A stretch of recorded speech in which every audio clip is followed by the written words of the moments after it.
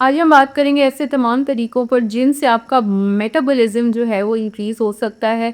और जब आपकी बॉडी का मेटाबॉलिज्म इंक्रीज़ होता है तो आपकी बॉडी कैलोरीज़ को फास्ट बर्न करती है। इसी तरह अगर आपकी बॉडी का मेटाबॉलिज्म स्लो है तो आपकी बॉडी कैलोरीज़ को स्लो बर्न करेगी। तो जब आपकी कैलोरीज स्लो बर्न होती हैं तो उसके साथ साथ आपका वेट गेन शुरू हो जाता है। ऐसे बहुत सारे लोग आपने देखे होंगे जो आपसे बात करते होंगे कि मेरा मेटाबॉलिज्म बहुत फास्ट है, या जिनको आपने देखा होगा जो बहुत ज़्यादा खाते हैं लेकिन उनकी बॉडी के ऊपर कोई वेट पुट ऑन नहीं होता। तो मेटाबॉलिज्म कुछ लोगों का जेनेटिकली भी फास्ट होता है, लेकिन मेटाबॉलिज्म को आप खुद भी फास्ट कर सकते हैं अपने लाइफस्टाइल चेंजेस से, अपनी डाइट की मॉडिफिकेशन से और अपनी ज़िंदगी में कुछ तब्दीलियाँ लाने से। ये छोटी छोटी तब्दीलियाँ आपके जिस्म पे नुमायाँ असर छोड़ती हैं और आप पहले से ज़्यादा एक्टिव और लेस फटीग दिखाई देते हैं। अब बात करते हैं कि ऐसी कौन-कौन सी चीज़ें हैं जिनसे आपका मेटाबॉलिज़्म बढ़ सकता है। उसमें सबसे पहले नंबर पे एक्सरसाइज़ है। मैं अपनी वीडियोज़ में अक्सर आपको ये रिकमेंड करती रहती हूँ कि आप हमेशा अपनी ज़िंदगी में एक्टिव लाइफ़स्टाइल अडॉप्ट करें और exercise at least daily 30 to 45 minutes ज़रूर शुरू करें। अगर आप बिगिनर हैं तो आप 20 टू 30 मिनट से शुरू कर सकते हैं और इसे बढ़ाकर तो आप जितना मर्ज़ी ले जा सकते हैं, लेकिन मिनिमम 45 मिनट्स की वॉक या एक्सरसाइज ज़रूर करें। इसके साथ साथ आजकल एक नया तरीका जो एक्सरसाइज का चल रहा है, that is high intensity interval training, और ये कार्डियो के साथ करवाया जाता है। ये एक्सपर्ट्स करवाते हैं। अगर आप जिम को अप्रोच कर सकते हैं या आप किसी इंस्ट्रक्टर के साथ काम कर सकते हैं तो कोशिश करें कि हाई इंटेंसिटी इंटरवल ट्रेनिंग आपकी एक्सरसाइज का और वर्जिश का हिस्सा बन जाए। इससे भी आपका मेटाबॉलिज्म भरपूर तरीके से बढ़ जाता है। तीसरे नंबर पे आ जाती है पानी का इंटेक। आमतौर पे जैसे आजकल सर्दियां हैं तो लोग पानी कम से कम पीते हैं, और पानी के कम इस्तेमाल के साथ ही आपकी बॉडी का जो मेटाबॉलिज्म है वो भी स्लो हो जाता है। तो कोशिश करें कि पानी आप ज़्यादा से ज़्यादा पिएं। जितना पानी आप ज़्यादा पिएंगे उतना ही आपका जो मेटाबॉलिज्म है वो साथ साथ किक होता चला जाएगा।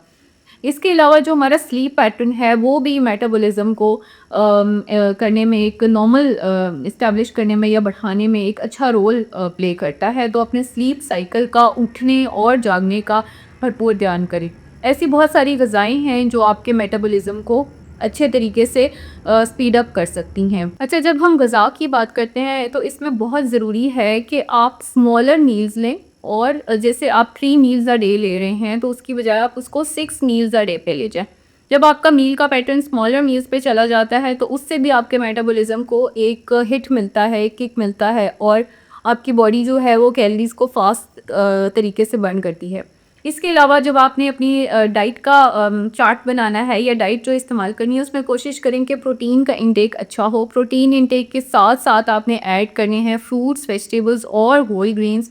ये 3 चीज़ें ऐड करने से भी आपका जो मेटाबॉलिज्म है वो एक इंटेंसिटी के साथ बढ़ता है और पहले से बहुत बेहतर हो जाता है। जिन लोगों का मेटाबॉलिज्म स्लो है वो अपनी डाइट में प्रोटीन, वेजिटेबल्स और फ्रूट्स को शामिल करके मेटाबॉलिज्म को बूस्ट कर सकते हैं। इसके अलावा कुछ ऐसी चीज़ें जो मेटाबॉलिज्म को बूस्ट करती हैं उनमें जिंजर यानी अदरक शामिल है, ग्रीन टी शामिल है। तो अक्सर अदरक की चाय या अदरक का कहवा भी कुछ लोग इस्तेमाल करते हैं। अदरक इज़ जो है फुल ऑफ मल्टीपल न्यूट्रिएंट्स, और उसमें से उसके न्यूट्रिएंट्स के बहुत सारे रोल्स हैं जिनमें से एक रोल उसका एक मेटाबॉलिज्म को बूस्ट करने का भी है। तो इसका इस्तेमाल अदरक की चाय या अदरक का कहवा या अदरक का किसी और तरीके से इस्तेमाल आप करके भी अपने मेटाबॉलिज्म को बूस्ट कर सकते हैं। प्लस जैसे कि मैंने आपको बताया था ग्रीन टी भी आपके मेटाबॉलिज्म को बूस्ट कर दी है।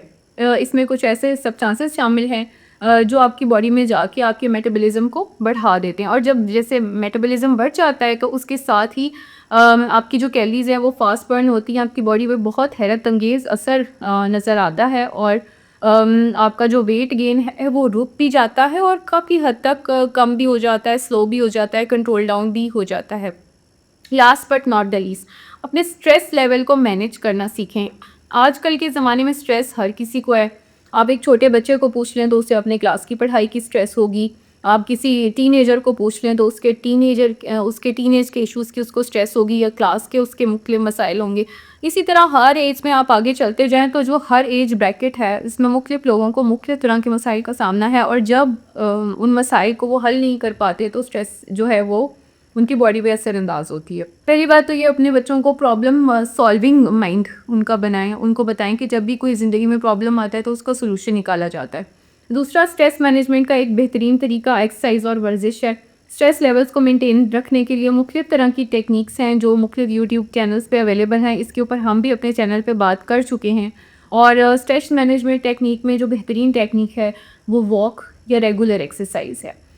तो जब आपके स्ट्रेस लेवल्स मेंटेन रहते हैं, आपके स्ट्रेस लेवल्स जो हैं बहुत ज़्यादा बढ़ते नहीं हैं, आप बहुत ज़्यादा पानी पीते हैं, पानी का इस्तेमाल बढ़ जाता है, उसके साथ आपकी प्रोटीन्स, फ्रूट्स और वेजिटेबल्स का इस्तेमाल डाइट में बढ़ जाता है, रेगुलर आप एक्सरसाइज कर रहे हैं या वॉक कर रहे हैं, तो ये तमाम चीज़ें मिलकर आपका मेटाबॉलिज्म बढ़ा देती हैं, इसको एक बूस्ट दे देती हैं। और जब मेटाबॉलिज्म बूस्ट होता है तो आपकी बॉडी कैलोरीज़ को फास्ट बर्न करती है।